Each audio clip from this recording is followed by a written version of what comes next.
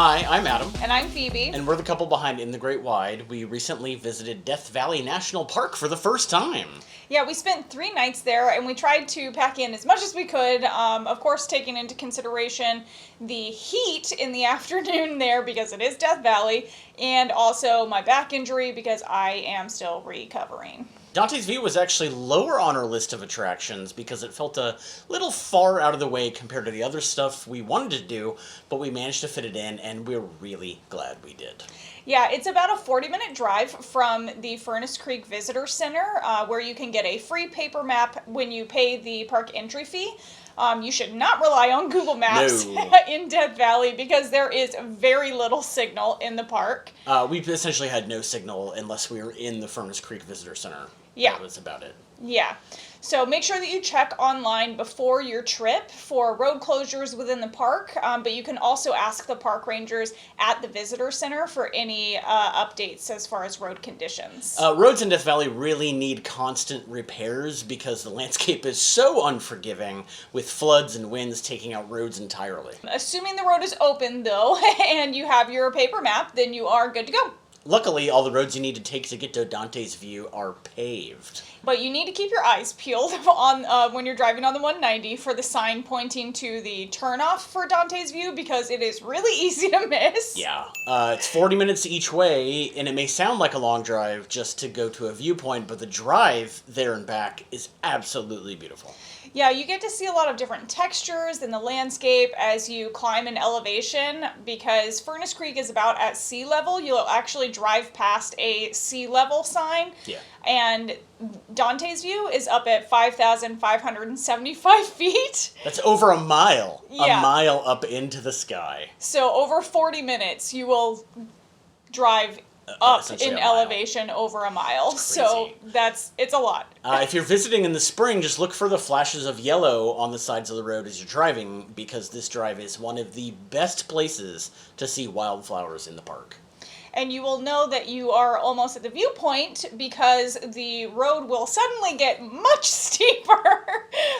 And there are some turns that make it look like you're literally like on a ramp about to launch into the sky. It's scary when you can't see the other side and you're just driving and driving and driving and driving. It's fun. We laughed about it, but also it was a little scary. I mean, it was a little scary. I mean, I can't imagine RVs being able to make it up that last little bit of the drive. So we highly recommend renting an SUV for your trip to Death Valley, which is exactly what we did.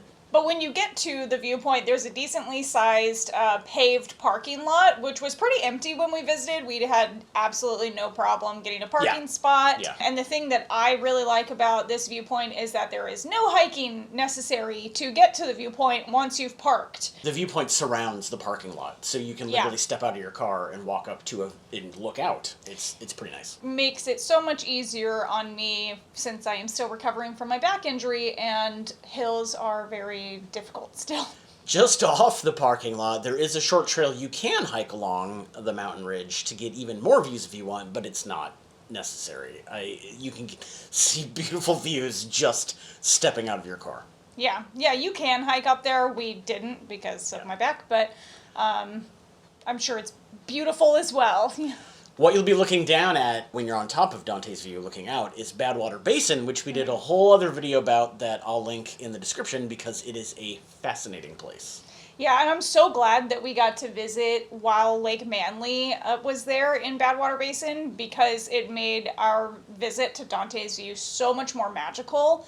Because you can see in the distance like how the Wild River flowed into Lake Manly. And as someone who lives really close to the LA River, which is all paved in and usually completely dry, seeing water being able to flow naturally, I just think it's really gorgeous. And I know it sounds weird, but it feels healing because nature is my happy place. So getting to see it largely unhindered is really amazing.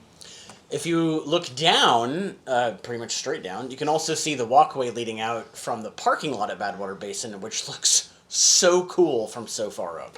It honestly looks like a painting. Yeah, it really does. It really does. It's really, really cool. We had visited Badwater Basin the day before and actually walked on that path to the water's edge of Lake Manly, so seeing it from up above, from so far up above, gave us a whole new appreciation for the landscape. Made those sore feet worth it. Ironically, Dante's view was named by borax miners in the late 1800s who thought that the view looked like the 9 circles of hell as described in the Divine Comedy by Dante Alighieri. Yeah, I thought that was really interesting because, I mean, I haven't read the Divine Comedy, but it's an amazing view. It does not look like hell at all. I mean, it's hot, but it's gorgeous. I mean, it's beautiful. Yeah, I mean, I imagine I would feel differently about it if I was there to like try to mine the land. Yeah. You know, but had to haul my mule up a mile into the sky. Yeah, I would probably think it's hell as well. Yeah.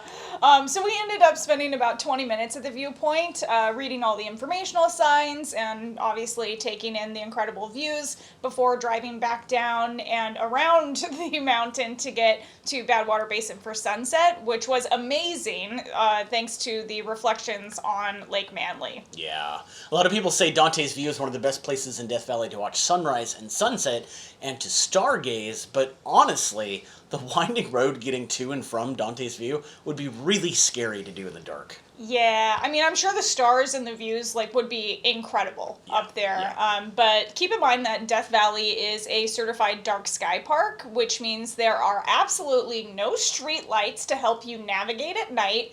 And also remember that your GPS probably won't work. There's no signal. No signal. So you have very, very little warnings of like turns in the road and everything. I just think that those turns would be nerve-wracking. It would be very nerve-wracking because it is very sudden. A lot of switchbacks. So yeah.